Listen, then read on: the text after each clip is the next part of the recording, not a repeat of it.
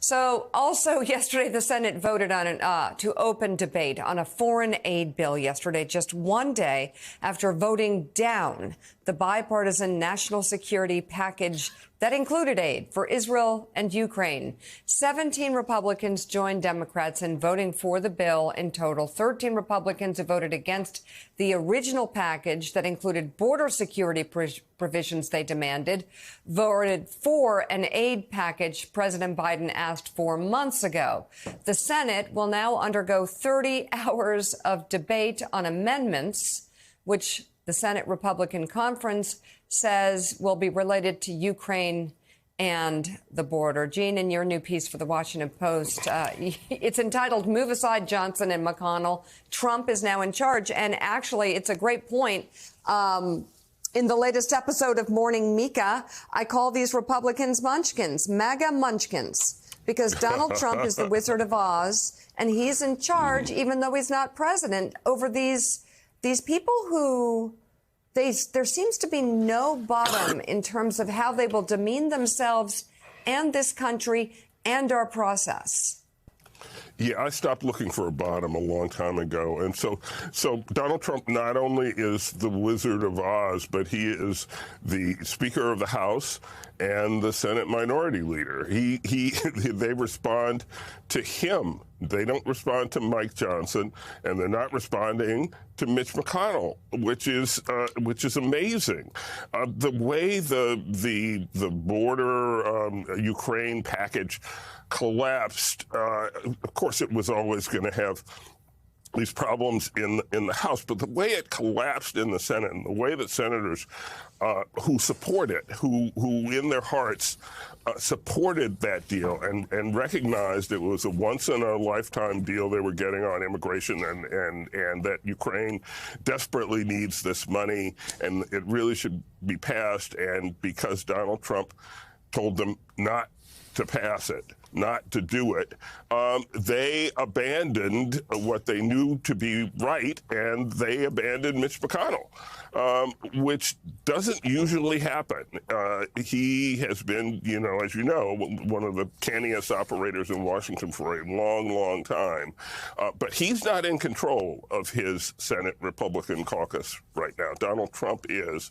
And so heaven help us all. How does Congress get anything done, including funding the government, because we're up against another deadline in March? How do they get anything done with Donald Trump calling the shots? Yeah, Michael Steele, Trump's power is on full display. He killed those bills.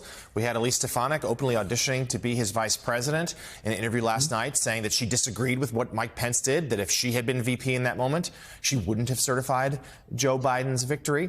And we see that the Trump is well on his way after a couple more caucus wins this week to securing the GOP nomination. So weigh in on that. And as a second part, do you think there's any scenario here where this foreign aid bill, which now there is some optimism might get through the Senate, but could it possibly get through the House of Representatives when we know that Mike Johnson is going to do what Donald Trump wants, and Donald Trump doesn't seem inclined to help Ukraine?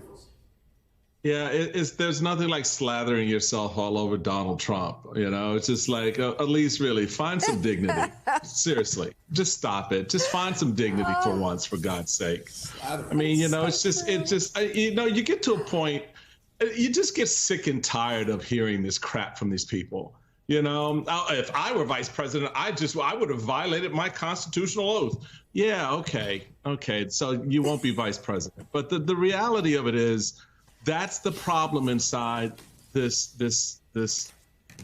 caucus, this body, this thing that Donald Trump has created in his own image. So you have them find these moments where the bright light come on and they go, yes, we need to do the right thing for the country. And Donald Trump says, no, we're not doing the right thing for the country. And they go, okay. And they slink back off into their corners and wait for the next instruction. So that's been the game. There does come a point, though, and I think with respect to the foreign aid bill, that this carve out will allow them at least to get this on the floor, because the harsh reality, Jonathan, is that you got to deal with what's happening in Ukraine right now. And irrespective of the MAGA heads that are all up Putin's behind, the reality of it is there's NATO alliances. There is the reality of bringing that war here, meaning our troops at some point having to go fight there.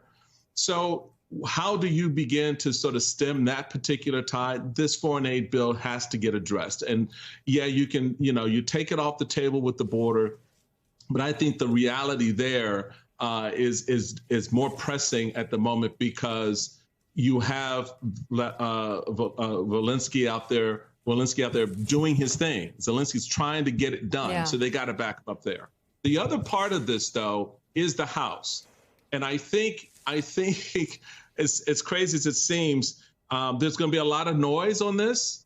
But I think Hillary Clinton is right in her interview on MSNBC the other day that I think the House will come around on this. The votes will be there. It'll be close. But I think, again, the realities of Ukraine will push this thing forward in a way that it gets done.